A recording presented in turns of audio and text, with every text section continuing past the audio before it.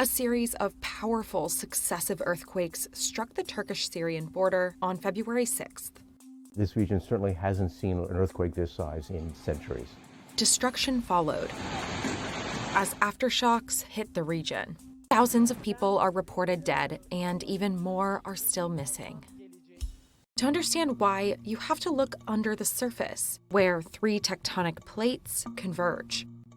You can take the Earth and divide it up into several large plates that are all moving around each other, and most earthquakes occur at the boundaries between those plates. That pressure is squeezing the Anatolia plate westward, where it faces even more friction from the Africa plate, which is also moving upward.